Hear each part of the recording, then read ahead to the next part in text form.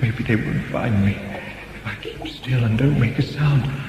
But please don't let them find me. Please don't let them. Don't get away from me. Don't be afraid. We only want nourishment.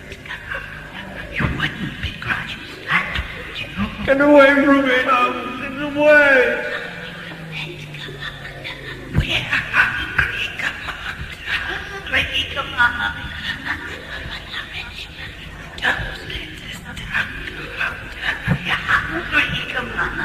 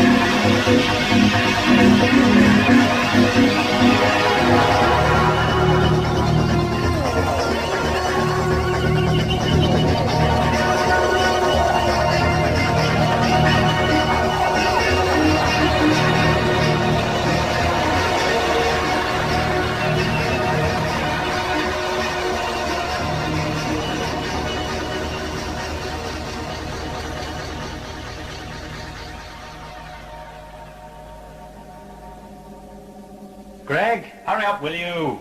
Soon be with you, Doctor. Yes, well, come on. We're almost ready to materialize.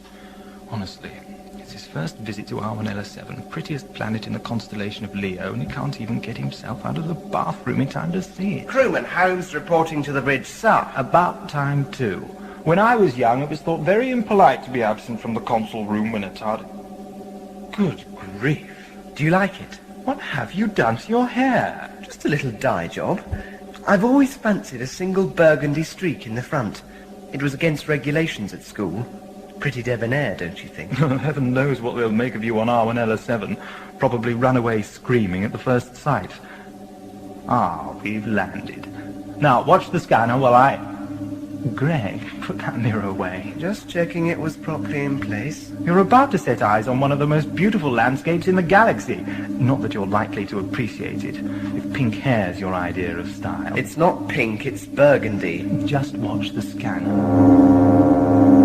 Oh. We seem to be in deep space, Doctor. Just a minute while I check the instruments. No, nothing to worry about. We're in the right solar system. Overshot by 0.04 of a light year, that's all. Soon have that rectified. Doctor? Really, when you think about it, 0.04 of a light year isn't all that badly off target.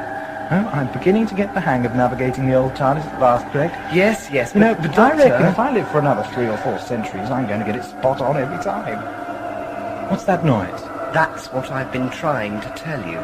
Look at the scanner. There's a huge cloud of flashing lights out there. What is it? Appears to be a colloidal suspension of energy particles. Probably the remnants of a solar flare. It's rather charming, don't you think? All that multicoloured sparkle, like a lit-up Christmas tree the size of Jupiter. But is it dangerous? It's heading straight for us. No, not at all. The TARDIS shields will cope with it. Besides, I've finished feeding in the new coordinates. Hold on to your pink hair, Greg. R1L7, here we come.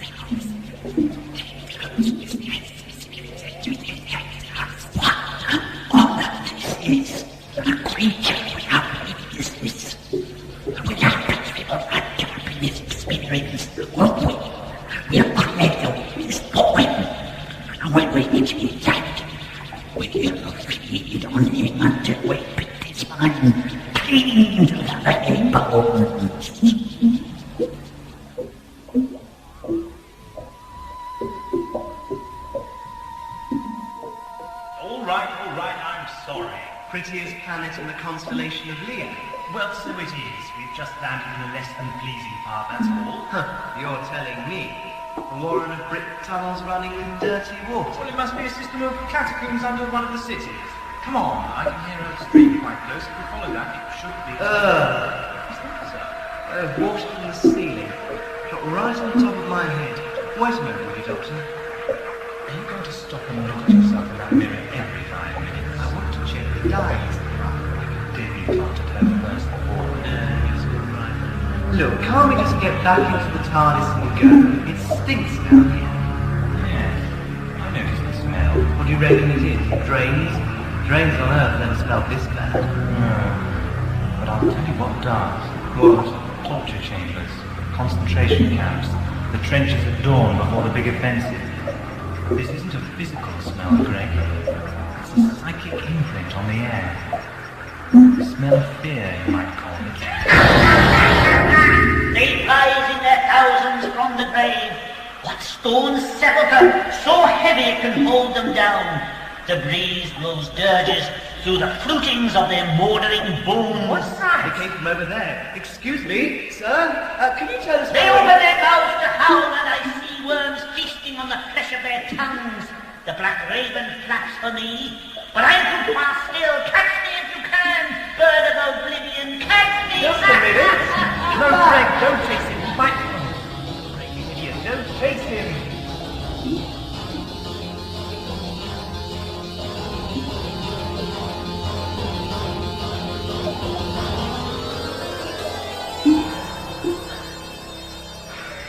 Where did he go, Greg? I don't know. There's a dozen sightings up there. Well, I doubt if he'd have been a reliable guide. Let's just walk along the side of the stream. It should lead us to an outlet fairly soon. Who do you think our verbose friend was? An escaped loony in hiding? Oh, will you look at the water in that stream? I've never seen anything so filthy in my life.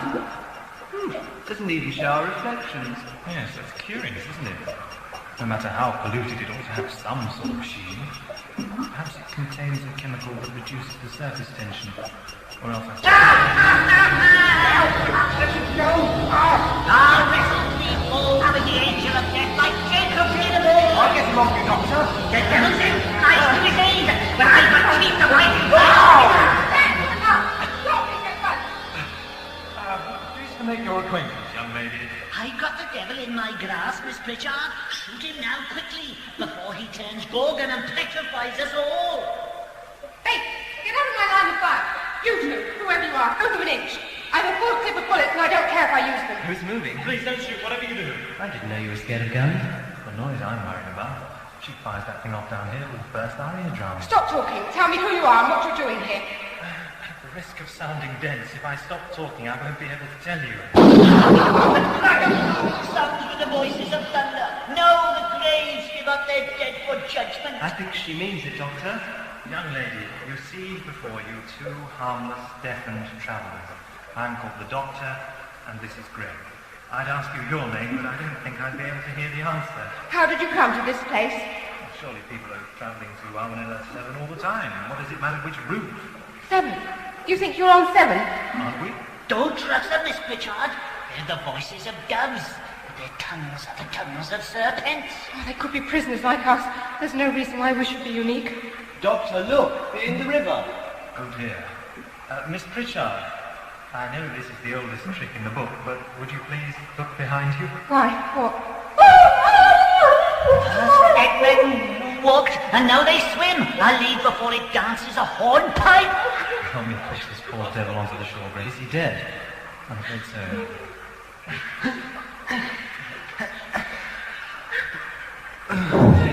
Uniform of the Armanella Civil Space Fleet. Here's his ID. He was in command of the space passenger liner Christabel. And his name, the warders made the ink run. Commander Hugh Pritchard. That's it. A relative of yours? My father. I'm Rhiannon Pritchard. This was my first trip with him. Don't cry. I'm no good when people start crying. Do you really need to keep pointing that gun at us? No, you're right. Oh, heaven knows I should be used to the sight of death by now. There were 28 people aboard the Christabel when we set out from 7, and somehow the ship was trapped in this terrible place. Now my father, now he's dead. There are only 3 of us left. What killed them all, do you know? Oh, something evil lives in these catacombs. I've never seen it, but... Look, we'd better get back to the Christabel. I'll explain everything when we're safely there. But first, though, I wonder if you gentlemen would mind helping me lay my father to rest. Yes, of course. There's a half-collapsed tunnel just upstream a bit. If you could carry him there, we might cover him up with rubble and possibly say a few words. That's the only kind of burial anyone gets in these catacombs. Greg, you lift him under the arms. Right. Thank you. I'll lead the way. Doctor. What is it? Doctor, what do you think the commander died of? He doesn't look like a drowned man to me. No, certainly not. I'd say death was due to heart spasm brought on by severe emotional trauma. Provoked by a massive phobic stimulus, to judge by his facial expression. I thought he looked as if he died of fright. Precisely. Passenger liner Christabel calling. Passenger liner Christabel calling. Calling anyone at all in the universe. Come in, damn you. Why won't you talk to me? Anyone at all? God, Satan, Santa Claus? I don't care, so long as it's someone. I'm back, Gudrun. Any response? I don't think there's anyone out there at all. The universe has been destroyed. Gudrun, this is the Doctor and Greg. They're captives like us. Someone new to talk to. Won't that be cosy? I'm very pleased to meet you. Don't theorise in advance of the evidence. I'm Gudrun Berenson, Chief Navigator. That's a courtesy title, you understand. A space liner growing out of the brickwork of a catacomb doesn't exactly need much navigation. Gudrun, listen. We found my father out there. He's dead. The commander? And please accept my deepest condolences. Yes, mine too. Then I'm in command now. Oh, wonderful! Oh, Gudrun! But it's funny, Rhiannon, can't you see? That makes me the first woman in Arwanellan history ever to command a passenger liner. Centuries of discrimination end with me. Oh, and look at my command. Oh, please, Gudrun, please, don't! Rhiannon, don't cry. Well, Doctor, you see what a happy band we are. Would you like me to slap you, Miss Berenson? I believe that's the traditional cure for hysteria. That won't be necessary, thank you. And don't look at me like that. You'll come to this yourself soon enough. I appreciate your all undergrade strain. Yes, unless you die first, of course. That's what happens to the lucky ones. The rest become like me or like Bates. Have you met Bates yet? Yes, I've met him, poor devil. He was the ship's engineer. One of the finest men I've ever known. Certainly the bravest. Not long after we arrived in the catacombs, he set off with a band of volunteers to follow the river to its end. 6 men, all armed to the teeth. Bates came back alone a week later. He was as you saw today. He'd come face to face with whatever it is that lurks in these tunnels. It pulled his mind apart like a Christmas cracker.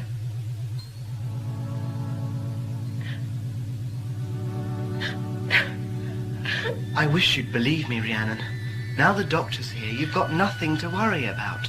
You couldn't be in better hands. That's a very attractive dress you've got on. That's capital of you to say so, Greg. No, I mean it.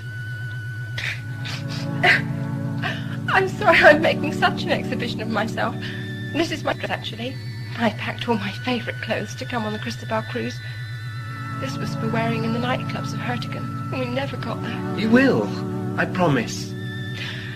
I like the way you dye your hair. Do you really? Yes, I think it's rather cute. This was my first tour of duty as Chief Navigation Officer. It should have been pure routine. But then, 8 days out from Arwanella, we ran into the cloud of flashing lights. Flashing lights? A huge mass of them, thousands of miles across. There wasn't time to take evasive action. The Cristobal hit them head on. Instruments failed, screens went dead. Next thing we knew, we were stranded in these catacombs, embedded in a wall like a fly caught in a spider's web. I see. It all makes sense. How very obliging of it. Evidently, the cloud represents an interface between the space-time continuum and some parallel system of existence. Yes, of course, those flashing lights. Part of cosmic dust discharging their energy as they were converted into a state of non-being. Miss Berenson, the Cristobal, and my own craft must have passed through a gateway out of the real universe. Out of the real universe? That would mean that these catacombs don't really exist as we understand existence. And while we're trapped inside them, neither do we. I don't think that's very reassuring. Some problems are difficult, Miss Berenson, some problems are impossible, and some are very, very easy. This one is very, very easy. Is it? Yes, all we have to do is get into my own craft, and I'll have you all back home before you can say Roger, Caesar, Marius, Bernard, Del Vicio, Torres, Castillo, Roberto. Roger Caesar Marius, Bernard Del Vicio, Torres, Castillo, Roberto? Well, perhaps not quite as soon as that. I hate my hair with a G because it's greasy. I love your hair with a G because it's golden. It's gruesome. It's gorgeous. It's ghastly. It's gleaming. It's grisly. It's gentle. It's... Well, It's green. no, it's not. You should see it when it needs a wash. Rhiannon, Yes, Gudrun? go out and see if you can find Bates, will you? Well, where do you think he'll be? Try his favourite bolt hole, 2 levels up. Okay. Is it safe to go out in the catacombs on your own? Well, just as safe as sitting here, really. The ship's cook was killed one night asleep in his own bunk. The creature seems able to attack wherever and whenever it wants. I'll come with you if I may, Rhiannon. I'd like to take a better look at the tunnels. Yes, I'll come too. Thanks. It'll be nice to have someone along. And I'll endeavour to stay alive on my own here. You'd all better be issued with guns if you're going out. Rhiannon, come and give me a hand in the arms store. Right, won't be long, Greg. Cute, she said. I think your hair looks cute. Not the word I'd have chosen, but now where's the mirror? Yes, I see what she means. Mirror, mirror on the wall, who's the prettiest girl of all? You said something, Doctor? You do know that the word sissy is derived from the name Narcissus. The mirror isn't on the wall. It's in my hand. Well, put it in your pocket for decency's sake. Actually, that's odd. What is? There aren't any wall mirrors in here. 2 rather attractive women use this room every day. You'd think they'd supply the means to preen themselves. That's pretty chauvinist, even for you. I met Nicholas Chauvin once. Pleasant enough fellow, not a pink hair on his head. Burgundy.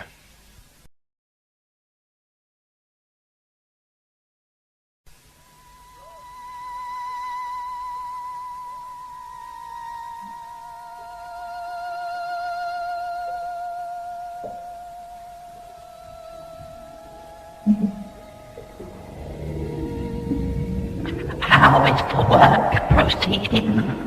Preparation completed now.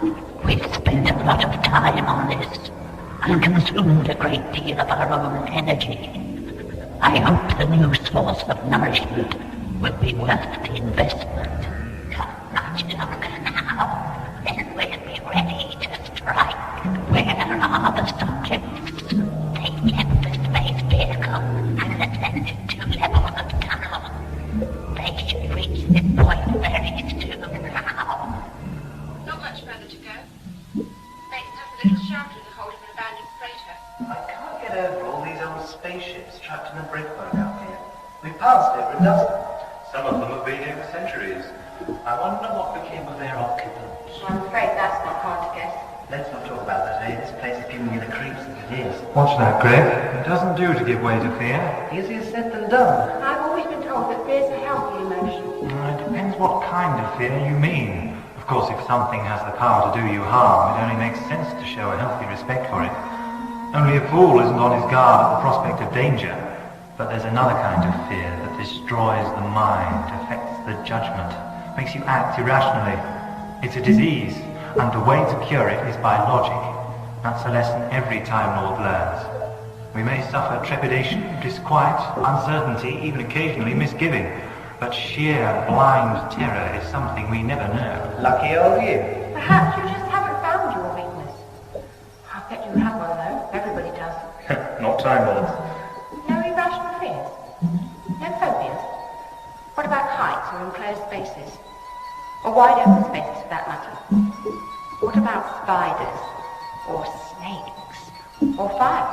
Or crowds? Or the dark? Or hospitals? Or bees and wasps? Greg?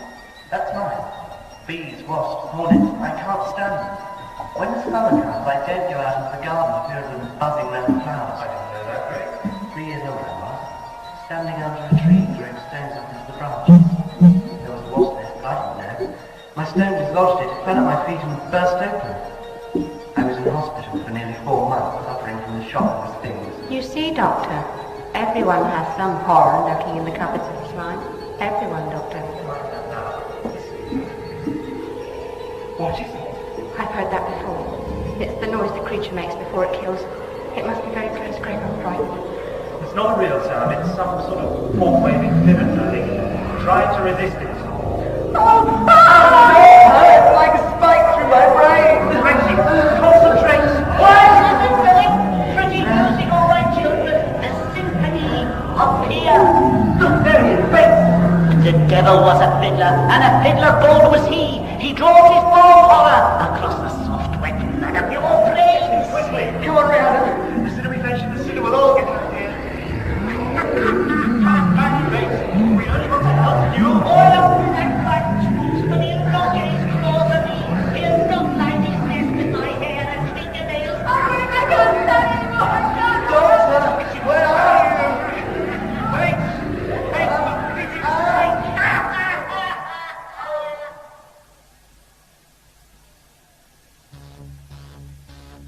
I don't believe it. I saw him go around my corner. It's impossible.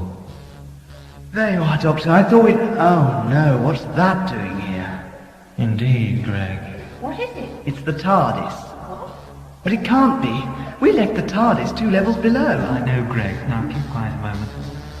I'm just going to unlock the door. Strange. It won't open. Let me give you a hand. I'm not sure that's wise. It's okay. The door! I know, it's come clean off its hinges. Would you like to pick yourself up so that we can look inside? Is there room for 3 of us? Just wait and see. You'll be amazed at how big the TARDIS is, Rhiannon. It doesn't look very big to me. No, it doesn't, does it? What's happened to it? There's the console and the scanner. But why is everything all squashed together? Also, please note the profusion of cobwebs and dust everywhere. I think I'll wait outside if you don't mind. Well, the most intriguing feature of this unique tourist attraction is that small red panel standing open on the console top. Doctor, are you all right? Of all the laws of Gallifrey, one law is sacred above all others, and it is this. No Time Lord, whatever the circumstances, may abandon a TARDIS without first rendering it useless to evil or ignorant hands. And to that end, each TARDIS is equipped with a neutralization switch. You know what that does, Gregory? It negates the energy of the TARDIS core. It makes the TARDIS not a TARDIS anymore. One moment, tremendous forces are maintaining an entity the size of a city within the apparent space of a few square feet. The next, there's nothing but an oblong box full of rubbish. Neutralization, you say? I don't see. How could all this have happened? Just get out of here and let me try and bring it. How could it have happened, Greg? I'll tell you. There's only one possible reason why a Time Lord ever scuttles his TARDIS. Because he knows he's on the point of death. Oh, what? Sometime in the future, my future that is, the past of these catacombs, I'm going to die here. Do you understand now? Someday I'm going to materialize here, and something's going to kill me. I'm just going to have the strength to destroy my TARDIS, then I'll crawl off to wait for the end. And there's the evidence. Don't talk that way. You don't sound like yourself. That's because I'm not myself. I'm something different now, Greg. I'm a dead man. No, listen. You mustn't let this get on top of you. It probably won't happen for centuries yet. Anyway, everyone's got to die sometime, Doctor. You know that. Oh yes, everybody dies, universal law. But there's another law, Greg. Nothing mortal ever truly believes in the possibility of its own death. It's an unimaginable concept. The mind can't grasp it. If you want proof, look at the risks people take in their everyday lives. They climb mountains for the fun of it. They smoke nicotine. They volunteer to join armies, go into war. They drive at speed down fog-bound motorways. Why? Because they don't like living? No. Because each and every one of them secretly believes himself immortal. He believes that for him there's a unique, special dispensation from death. And look at your Earth, Greg. The millions of people who waste year after precious year in boring office jobs or demeaning service, enduring lives of quiet desperation. Don't you see? If they really believed they only had a limited amount of time to play with, they'd go insane with the fear of failing to make the most of every last split second granted to them. And if you humans, with your pathetic lifespans of less than a century, if you can't imagine your time coming to an end, how much worse is it for the Time Lords? We have millennia. Of course we don't believe we'll ever die, not unless we're suddenly, out of the blue, confronted with incontrovertible proof of our own destruction. Calm down, Doctor. You'll soon get over the shock. Panic, Greg. For the first time in my life, I don't know what to do. Doctor, come quickly. It's Rhiannon. Come on, Doctor, this way. What? Oh, yes, all right then.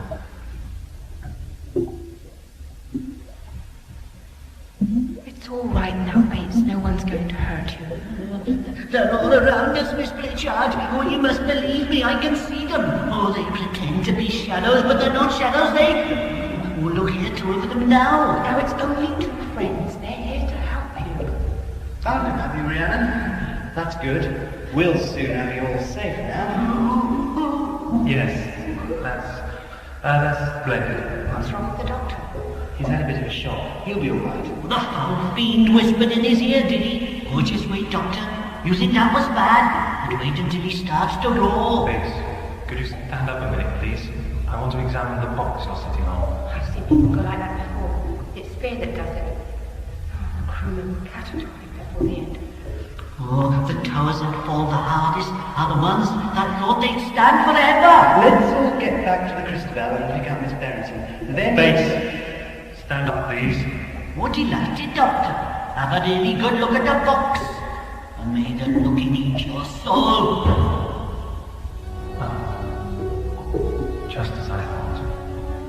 What's the matter now, Doctor? It's nothing but a big stone box. Looks like a tomb to me. That's right, Rhiannon. It's a sarcophagus. And you see that hieroglyph carved on the lid? Every Time Lord is presented with a special symbol when he graduates from the Academy. It's as if it were his coat of arms. It uniquely identifies him. And the seal on this stone box bears the symbol that was given to me. Oh, no. This is my tomb, Greg. This is where I'm buried. Oh, the serpent screams and the night wind moans, and we'll all dance on our naked bones. But you won't catch me, you carrion crunchers. Oh, blast, he's off again. Bates, come back. Just a minute, Rhiannon. No, Doctor, we'll have to go after him. Are you coming? No. Just leave me here alone. I've got things to think about. You sure you'll be all right? Just leave me! All right. Rhiannon, where are you? Rhiannon? I thought I was the one who didn't know the meaning of fear.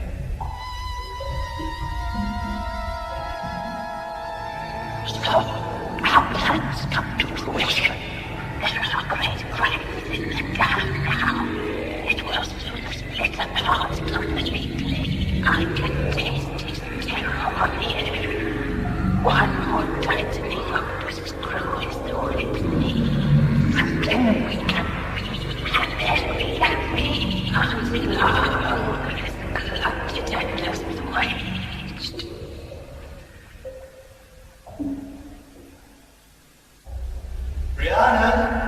Rhiannon?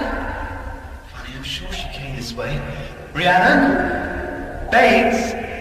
Rhiannon? That noise! It's eating my mind! Quick, in here!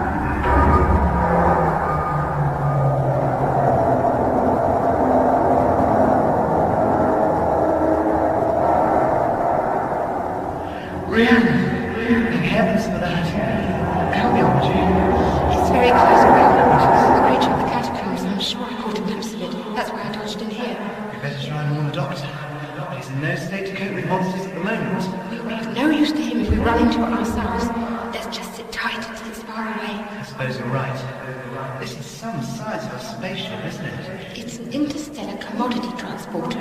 They built them about 300 years ago. Used them for terraforming planets. You see all those doors leading off this room? There must be 40 or 50 storage holes behind them. Every one as big as the Christabel. Excuse my ignorance. What is terraforming? Converting inhospitable planets so that they could support human life. Everything necessary would have been stored in the holes. A few billion cubic miles of nitrogen and oxygen to form an atmosphere. Water to make seeds. Soil to grow plants on. And frozen asleep in cryogenic compartments would be every type of livestock. Birds, fish, trees, flowers, even bees to pollinate the flowers. Oh, I'm sorry, I forgot. No, I'm done. I just get goose pimples at the thought of them. Oh, cheer up. At least bees are one thing you're never going to run into in these catacombs. What have I done? How could I have been so stupid with my life? The Time Lord has permitted 13 incarnations. Each incarnation has a potential lifespan of 800 years or more. 800!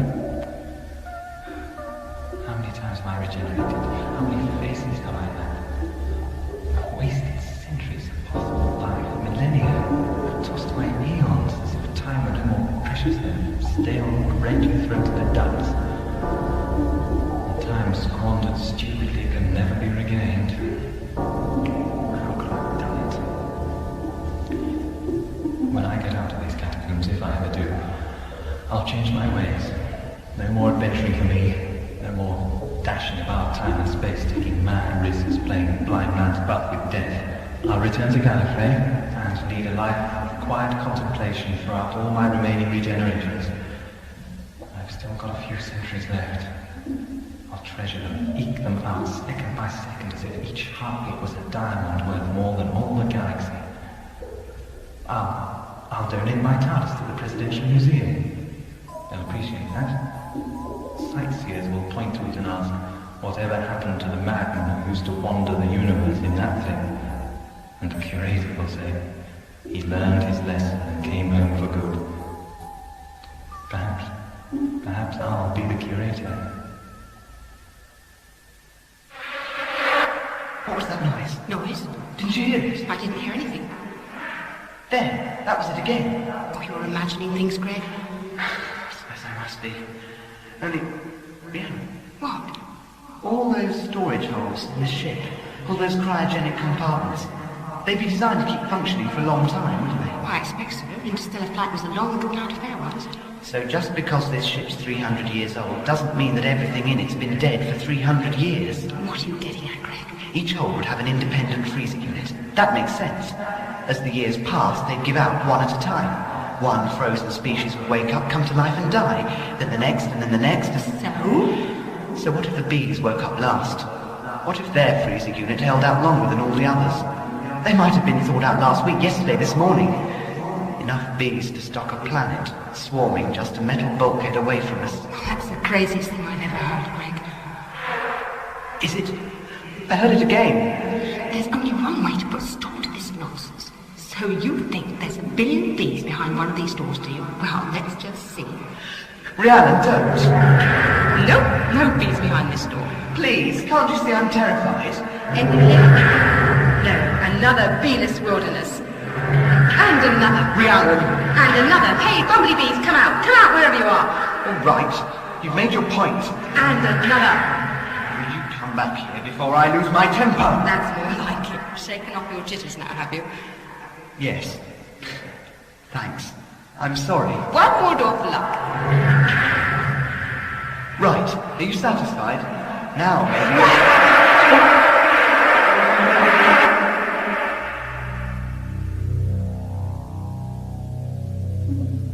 How many regenerations have I left?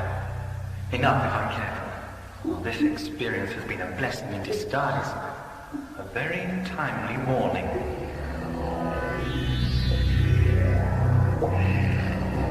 How is the doctor's collapse progressing? Not as well as we expected. Why not? He has great reserves of mental resilience. He's rationalizing his fear, coming to terms with it so quickly. One can only be impressed. However, nourishment is nourishment. We must reopen the doctor's wounds before they heal. Shall I introduce some new elements to the situation? Some monster from his past, perhaps? He doesn't fear any of them. No, what we have to do is tighten the screw on the weakness we've created. His newly acquired fear of death. I'll take over. Doctor! Who's there? Who's there, I said? It's only me from over the seas, said Barnacle Bates the sailor. Run along, will you? I'm in no humour for your antics just now. Well, well, well. Look at the brave, brave hero, sitting on the floor, trembling in front of a stone box like a rabbit hypnotized by a stork. Where's your scientific curiosity, Doctor? Why don't you open it and look inside? My dear fellow. Shall I tell you what you'd see? A fat black rat gnawing at your heart, Doctor. And a fat grey cat nibbling your other heart. And maggots dancing between your ribs. And spiders spinning into spaces where your eyes should be. Put it here.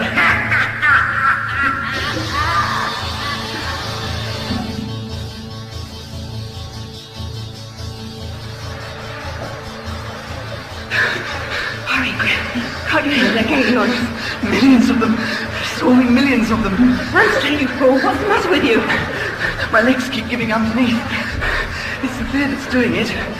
I feel as if my strength's being sucked out of me. As if I was being eaten alive.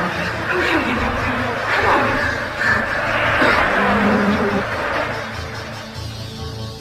Leave me alone, Bates. What pleasure can you get from tormenting me?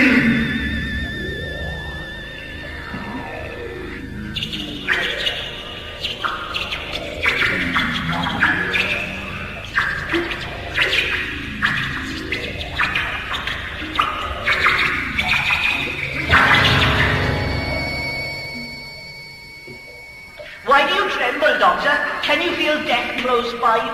Has he laid his chin on your shoulder? Is his beard tickling your ear? For pity's sake, Bates. Death's got his eye on you, Doctor. He's had his eye on you for a long, long time. Can you hear him, Doctor? He's there, just around the corner, coming closer and closer every second. You think you can cheat him, don't you? I've been eavesdropping on you. You're not an ordinary mortal who dies once and for all. You have the power to regenerate. But death's wise to your tricks. Look, here he comes now. He's raising his fist to strike you down. That's one life gone. And now you're regenerating, are you? You open your eyes again and death's still standing over you. He's been waiting for you, Doctor. Another life gone. Did you say you had centuries left, Doctor? Minutes, that's all. And another one gone. And another. And another. Leave me alone. Why can't you leave me alone?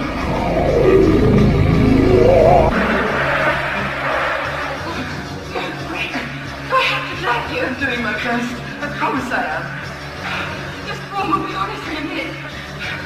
give me back, Nick. I ought to leave you behind these people, so... No, don't leave me. Oh, call yourself a man, you. Look, we'll take this side tunnel. It's a shortcut to Christabel. Sorry, Rhiannon. Maybe you're right. You shouldn't leave me. Oh, no! The tunnel's blocked. It's a dead end. Oh, it can't be. Oh, there must have been a cave in. Let's get out of here before we're trapped. Oh, please. No! No! Oh, I can't stand it. The fear is devouring my mind. No! No! No!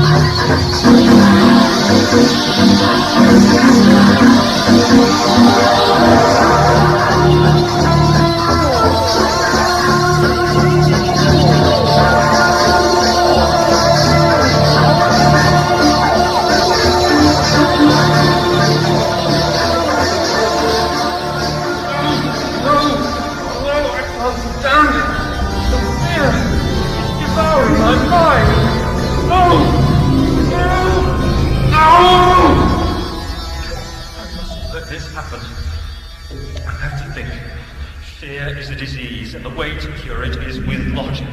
Right then, think logically. There's an anomaly. Bates. He knew I was a Time Lord.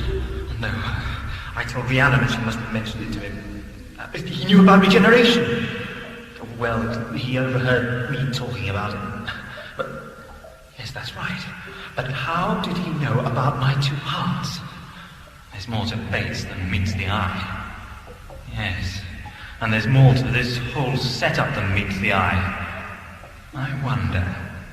Let's just have a look at what is inside that tomb.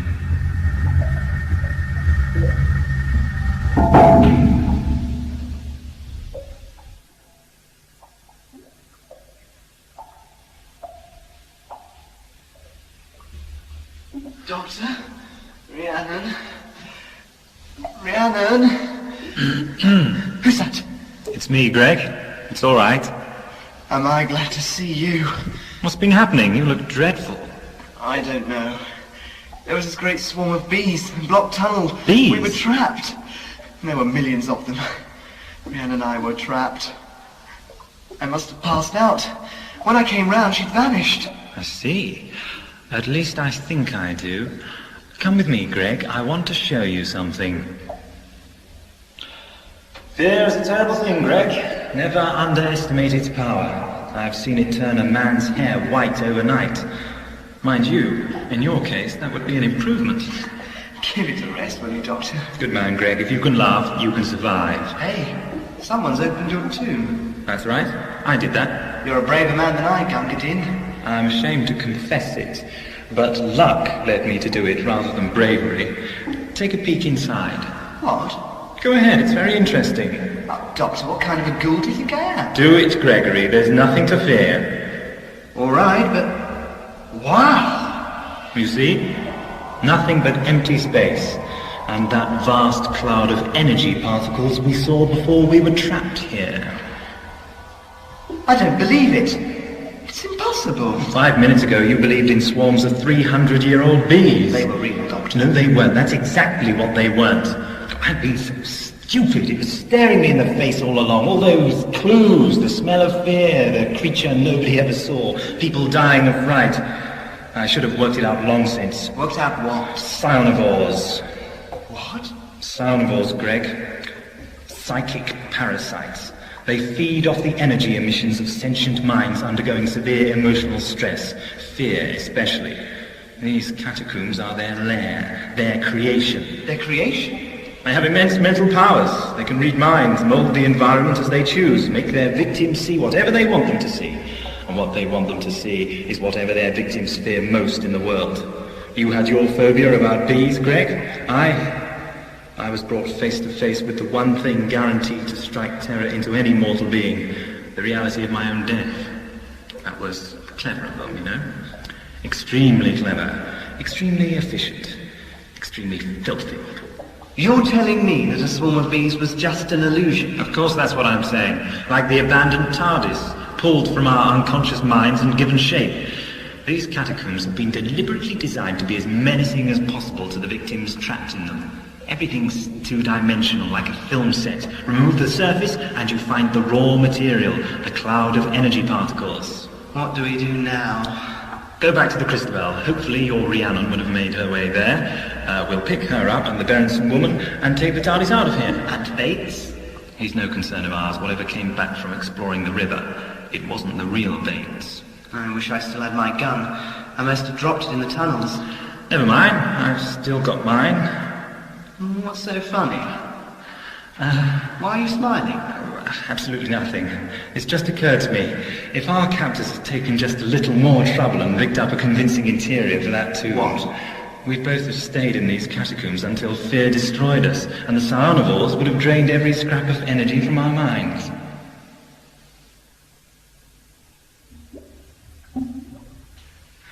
I think we're nearly at the Christabel now. 2 more turnings, if my memory serves correct.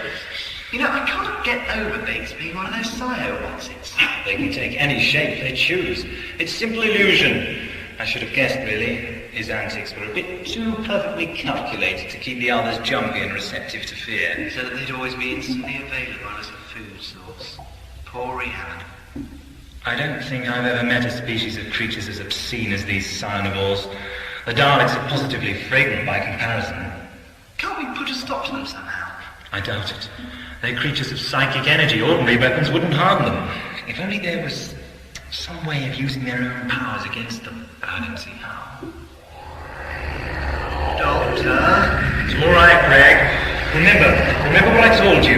It only has as much power as we let it have. Resist it, and it can't harm you. All right, I'll try. You were right, Doctor. Well, don't sound so shocked. I quite often am. They didn't put up much of a battle, did they? They knew they wouldn't win that way. Didn't want to waste energy. Very economical, these Psionivores. I wonder what they'll try next. Where do you take this gun, Greg?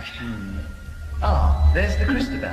'Tis the middle of the night by the castle clock, and the owls have awakened the crowing cock. Twit, twoo! And hark again the crowing cock, how drowsily it crews. Hello there, Bates. I hope we'd run into each other again. As you see, I'm rather more myself this time. You're an amazing fellow, Doctor. Your powers of rationalization stagger me. Do you honestly think that death isn't real anymore, just because our picture of it was a fake? No, death's still real. And that's something I mean to come to terms with in my own time. For now, though, dealing with you, abominations, is uppermost in my mind. Unkind words. I think I preferred you when you were a gibbering wreck. I dare say we can soon arrange a repeat performance. Talking of performances, what's become of your Tom and Bedlam act? It was quite amusing, if woefully overdone. I'm going to take a special pleasure out of draining you, Doctor. I'll squeeze your mind from you drop by drop like juice from a lemon. Oh, you can't harm us anymore, you monster. We've seen through your game. Quiet, Craig. Ah, so the young primitive thinks he's immune to fear, does he? That's an ambitious claim. Leave him alone, Bates. I'm the one you want. Not afraid of bees anymore, Gregory? Not afraid of nasty, stripy, stingy little bees? Just let's see, shall we? Let's just Doctor, what's happening? He's changing shape. Don't look at him, Greg.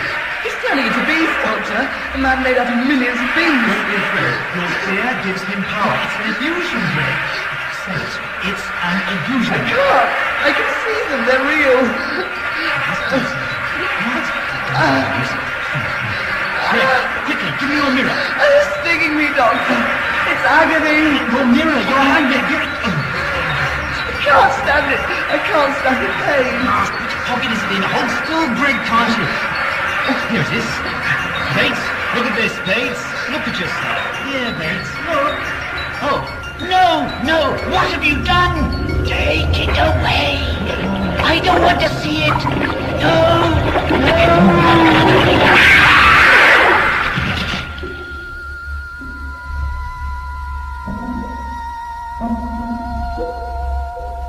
What happened? That was close. It suddenly dawned on me. What?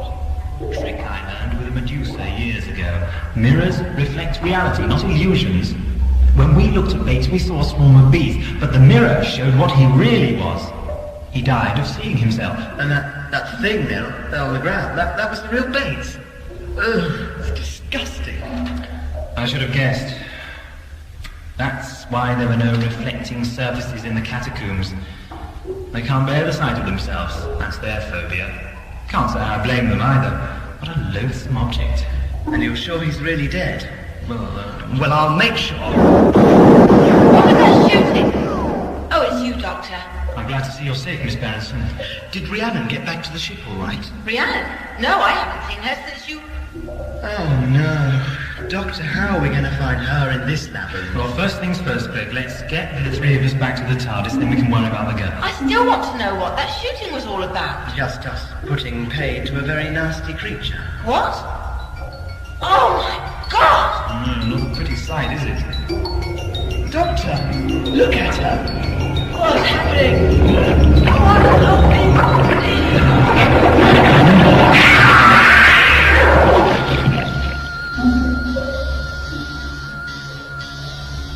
She was one of them too. Evidently the sight of another of their kind is as lethal as the sight of themselves. Interesting. But she pretended to be Rhiannon's friend. She lived cheek by jowl with her, and Rhiannon trusted her. Disgusting. Oh, well done, Greg. That certainly saved the bullets. What now, Doctor? What's that noise? It's an earthquake. The place is falling apart. Of course, the catacombs only exist because of the mental power of the psionovores. We've killed two, now the whole complex is crumbling. Come on, Greg, we've got to get to the TARDIS while there's still time. What about Rhiannon? Come on! Here's the street. Just down the next passage then. Don't dawdle, Greg. Hey! Heavens. I'm wondering if Casper's lost and hunted by my... There isn't time for explanations now. Come on, this way. There's the TARDIS. I hope it's the real one this time. Let's soon find out. Hurry and get inside. The whole tunnel's coming down. Made it. I've never been so glad to see this room in my life. It is big inside. I see what you mean, Greg. Where are you taking us, Doctor? Who cares? Out.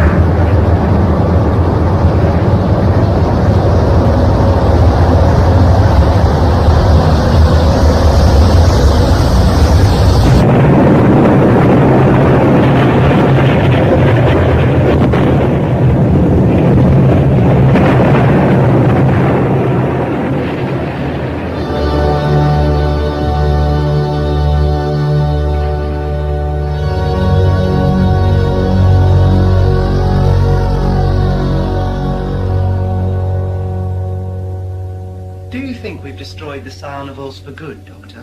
Perhaps. Maybe there were only 2 of them. The thought of them lurking out there in space, trapping innocent people for food and scaring them to death by inches, well... You're going to have to explain all this to me. Later. First, young lady, I imagine you'd like us to return you to R1L7. If you wouldn't mind, Doctor. Is it really as beautiful a planet as the Doctor makes out? Yes, it's quite lovely. Perhaps you'd like to stay there for a while, Greg. I might. Yes, I just might. In fact, it sounds like the sort of place I wouldn't mind settling down for good. Really, Greg? If the TARDIS could spare me. There's nothing for me back on Earth, you know that. I can promise you a better time than you'd have at that school of yours anyway. That wouldn't be hard. No, you've been telling Rhiannon sob stories about your school, have you? You remember, Greg, when we were in that freighter together? Did I? Yes, I suppose I must have. Yes, Rhiannon. We got you out of the catacombs just in time. You were the last surviving member of the crew, you know. Poor Gudrun. Poor babes. The thought of those carnivores really makes my flesh crawl. Their whole existence was a blasphemy. Can you imagine if they'd ever been able to escape from that energy cloud, if they'd been let loose on the real universe? Doesn't bear thinking about, does it, Rhiannon? No, it doesn't. Can you imagine what would have happened if one of them had sneaked out and got onto a planet full of perfectly happy human beings? Somewhere like R1L7? But I'm getting morbid. Sorry. You've had a hard time back there. We both understand. Oh, Rhiannon. Yes, Doctor?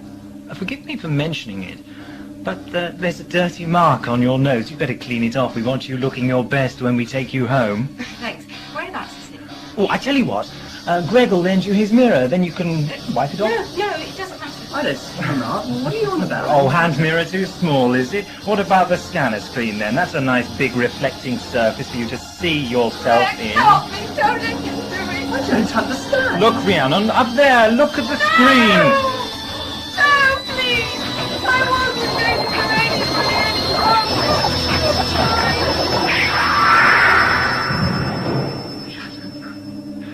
to And that's the last of them. I'm sorry, Greg. I'd have given anything for my suspicions to be wrong. I don't believe it. Not Rhiannon as well. Don't you remember the way she kept niggling at us back in the catacombs about fears and phobias? Her job was to soften us up for the main offensive. When that illusory swarm of bees was chasing you, Rhiannon was the one who fed off your fear. I loved her, Doctor. I see.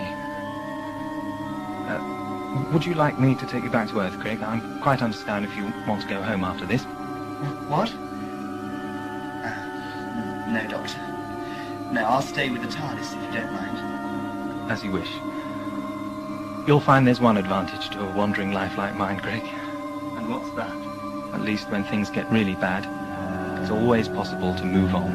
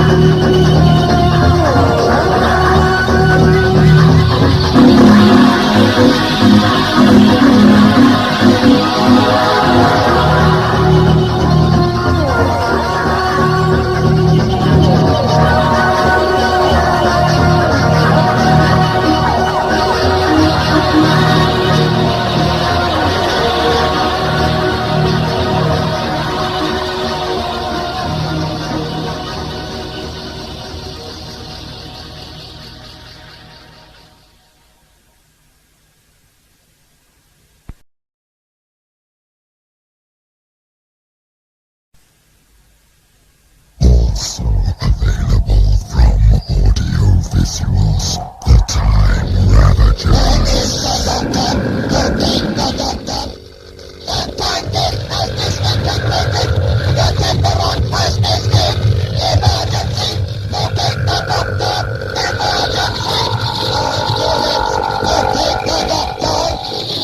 Nadia, I have a feeling that life begins at 700 and... At any rate, I feel that my life has just begun all over again. That sounds ominous.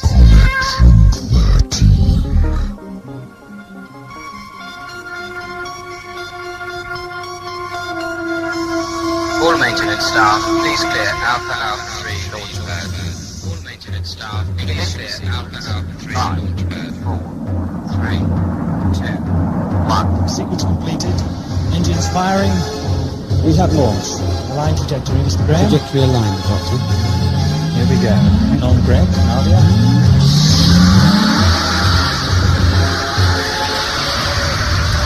If you surrender now, Doctor, your lives will be spared. Good grief, it's Talvar up and about in his personal spaceship. Conglomerate. Can anyone hear me? Can anyone hear me? Confirm ident. Excellent. Destroy the saboteur. Greg, run!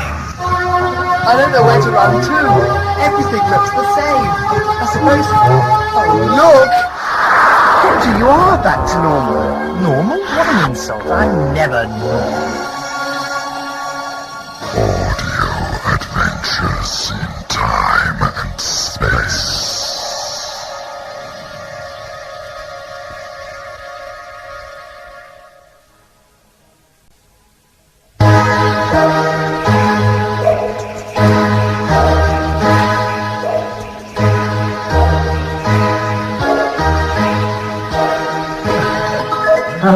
What can you say about the Caterpillar? Well, I can say that first of all, it was initially called Catacombs of Terror. Then it was going to be called the Cyanivores, And I but come it's up with difficult to another- fit on the tape cover, I think. Yeah. Very interesting to record that one as well. Yeah, Yes. We had some noises and that whole... There was a very long speech, yes. which we did about 10 times in the end, I think. Yeah, we eventually had to pick up in the middle of it because it was very long and very intense, and I was right up close to the microphone, you know, having this terrible Nobody problem. could make a noise. That's right. And it was like the workings of my mind, and exactly, either I'd fumble a word and, you know, sort of start moaning into the microphone, or if I didn't fumble a word, then, you know, someone would drop something or whatever, you know, and we'd have problems like that. So that was a bit of a nightmare to do. And there was pressure of time throughout, wasn't there? Now, with the next play, you broke tradition and you changed the car. And instead of recording it down here in sunny Southampton, you shot up to wet and windy southwest London. Belham. Belham, gateway to the south. This was for Shadow World, I believe it's called, by two new writers. Where did you find them from?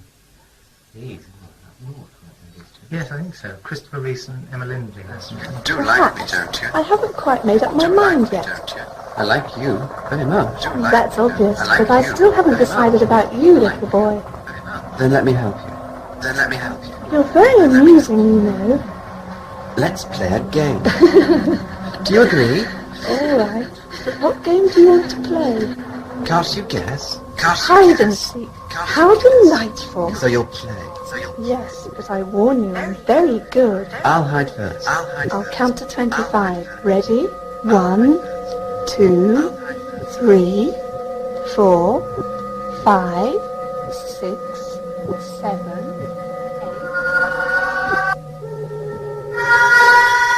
8. This is rather fantastic, rather wonderful script. It's not a brilliant story, but the lines are something to be... It's very much a character story, isn't it? It is. It's got two, apart from the Doctor and Greg, Hmm. it's got two very sort of central characters to it. I think... Miranda and what's the villain? Askren, yes. Yes. Nasty piece of work. It's more about Askren and Miranda than it is about Greg and the Doctor. Quite honestly, in a way, I liked it and disliked it. My ego disliked it because I wasn't in it that much. And when I did say something, it wasn't particularly interesting. It was the usual kind of Doctor facing up to his enemy sort of line. Not really a new angle on that kind of thing. But I liked it very much because it was mainly about Askren. He's the star of the show, really. And for that reason, it'll be a very, very interesting play, I think. It also gave you scope moving up to London to record it for like a whole new rep of actors to come in. Initially, I used to do a hell of a lot of the casting, and that's because I think we were all You're power mad, yes. Yes. Besides the power madness, time was always against us. That was again my fault.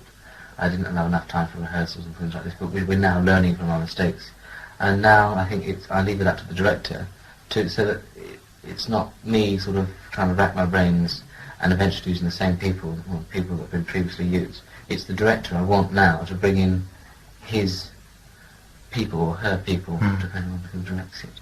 After Shadow World comes a story called Maynard, which is written by the person that wrote Space Whale, Warren Martin. How did you get him back again after he did the pilot? It's a long gap between his first one and him coming back again. My excuse was I wanted another character to come in here. And Warren's the man. Warren's the man, you see. Warren introduced Greg and Nadia very, very well, I thought. And so I got in Rhea, the new companion that comes in this story. What can you tell us that we can look forward to about Rhea? Well, my quote is that she's a fine mixture between Frankenstein's monster and a test tube baby without the bolts or the nappies. Fine. Now explain that. It's very good, yes. Well, he ought to write a story. If Cloud of Fear concentrated very much on the darker, subtler sides of sort of evil and attacks on the mind, Maynard goes completely to the opposite end, and it's a story about a man who is totally and utterly insane, and is, whilst not your melodramatic, typical Doctor Who villain, the whole thing is set in the lunatic asylum. Do you feel that you're possibly getting too far away from your public, your buying audience's normal conception of what is Doctor Who, bearing in mind that the story set in a lunatic asylum where everyone in it is basically round the twist, and one or two of them are extraordinarily violent as well? Well, you can parallel this into terminalist in a sense, if you like. That's a similar idea. Instead of being diseases of the body, you've got diseases of the mind. But no, that doesn't bother me. I mean, our declared aim is to try and do something. I mean, although it's we've audio, such not that format of Doctor Who itself. What's the point of copying Doctor Who? What's the point of copying Doctor Who?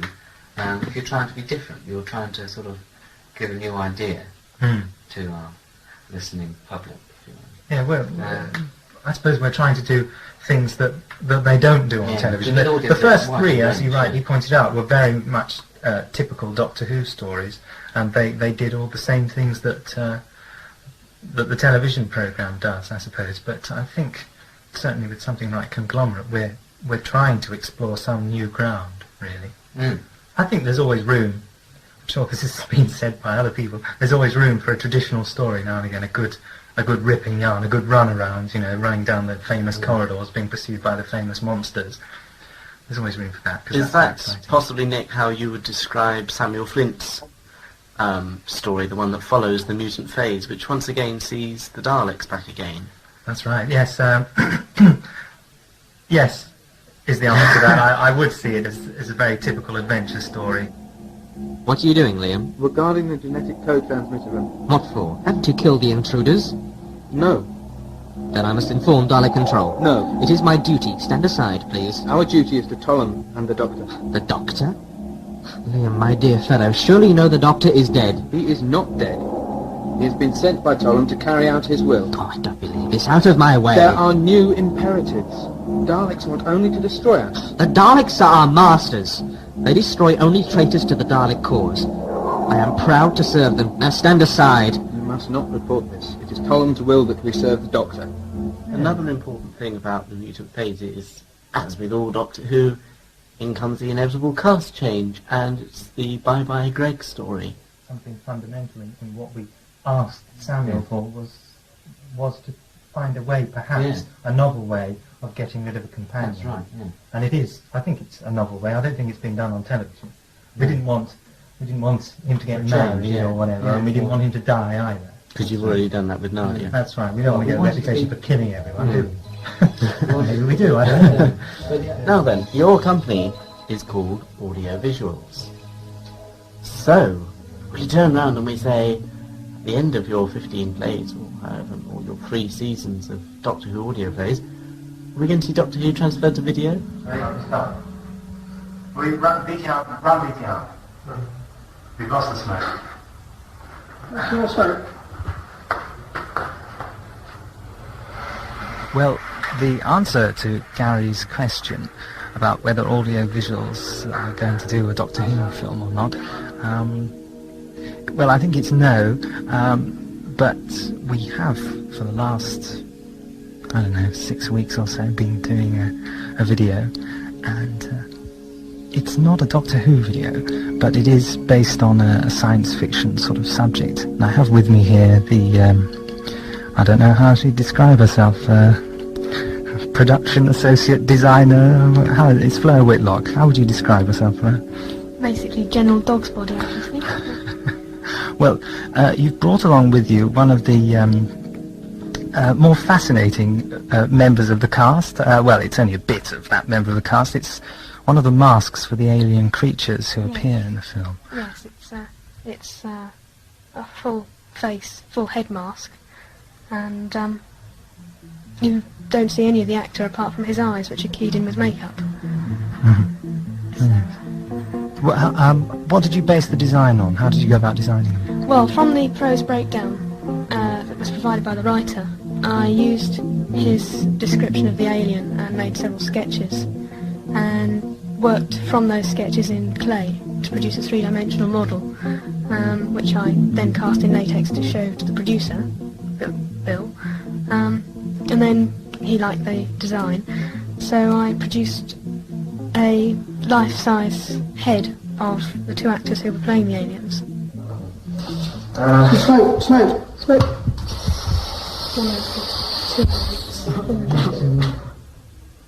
Working with Dreskin is like working with an old ashtray. Scene 111, shot 1, take 1. Sound engineer Nicholas Layton talks about the video project Gentafil. I really thought we were going to get something, And when I saw them, I thought, oh, aren't they good? I really did, didn't I? Did you? What's for the praise? What about the problems of, the two actors who played the aliens? I thought they were fantastic. Yeah, I really enjoyed them. Oh, they were great. Oh, I love Barry's performance. Of course, Barry's going to be in one of the audio plays soon. Yes, he's playing a fascinating character in the forthcoming story, which I won't say too much about, Nick. I spoke to Fleur about the problems the actors had in the masks. What would you say about that in terms of sound, especially? We had to redub all the sequences that were taken at East Point because, unfortunately, the masks, just talking through them, the sound was no good. So that was a sort of all-night session. When it came to redubbing it, I've got to say this actually. I took the rushes, including the redub material, to a job interview that I was going for the job of videotape editor, and the guy compared. Well, I compared the scene undubbed and the scene dubbed.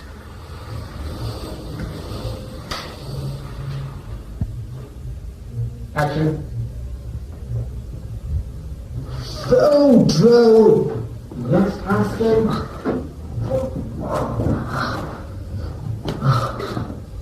Here is the scene in question in its original form, complete with unwanted extraneous background music, bad acoustics, and microphone rumble.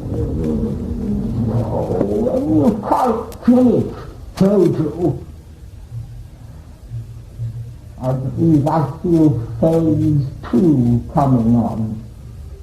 Send out the dissemination signal, will you? And here is the redubbed version, crisp, clear, and ready to be voice effective. When you've quite finished, Vodro, I feel phase 2 coming on. Send out the dissemination signal, will you? Finally, when's this film going to materialise? Well, we were going to release it in September, but Well, wasn't the original plan to enter it for a young filmmaking competition, I believe? Nobody told me. For BBC Two, apparently. I think if we release it in December, we get a better deal that way.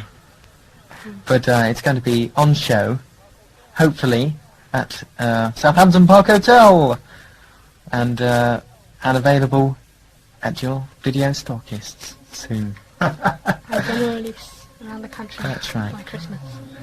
Fantastic. If only. Thank you very much. Thanks.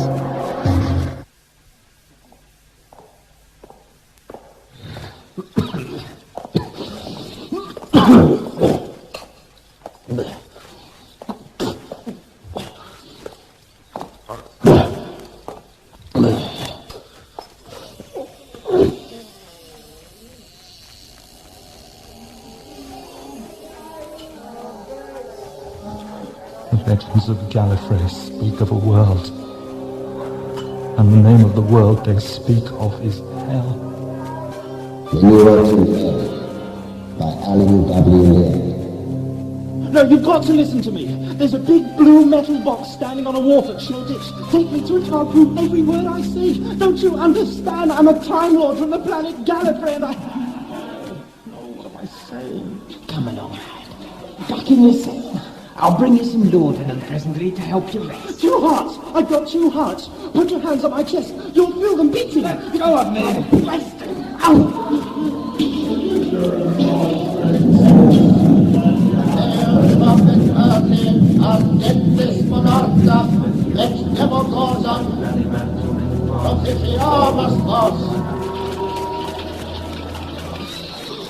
We of the Hellfire Club believe in serving the king by day and Lucifer by night. It's the most patriotic arrangement.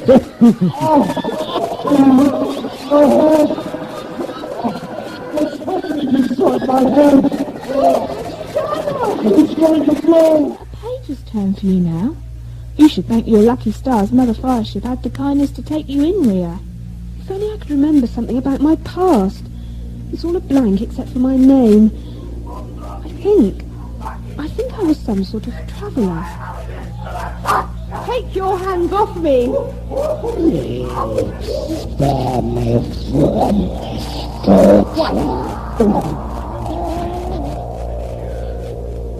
We have assembled here at Medmenham to do homage to our infernal master, the Prince of Darkness, Almighty Lucifer.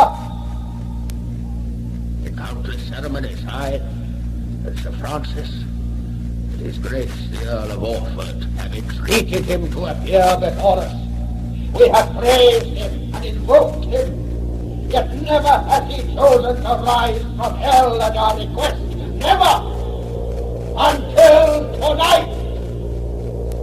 And now to taste the delights of human flesh. No armour can prevail against the psychic bolts. As a weapon, they're irresistible. I am the doctor. You're sure? Yes! These stories you've been telling me.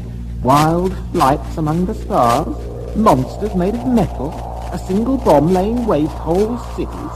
Nightmares of a disordered brain, the lot of them. Man, you live in a make-believe cosmos. I live in reality. Good grief, I know what reality is. Government will be in your hands. And we will guide those hands as you exercise your new one power. Confess it, my lord. You know all this without our telling you. Not so fast, Sir Brilliant. It appears you have me at a disadvantage, Doctor. Oh my, but this extermination is tiring work. I can scarce credit this. After so many years, you have brought the devil himself to Medmenham. Please, you're a madman, Doctor. Face the truth. I wasn't before. I suspect I soon will be. Watch my eyes.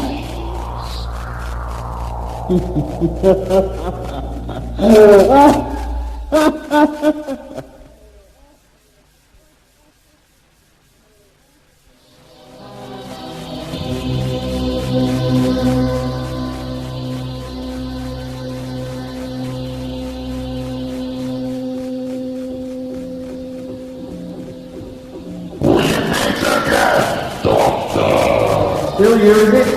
Hasn't there been an election yet?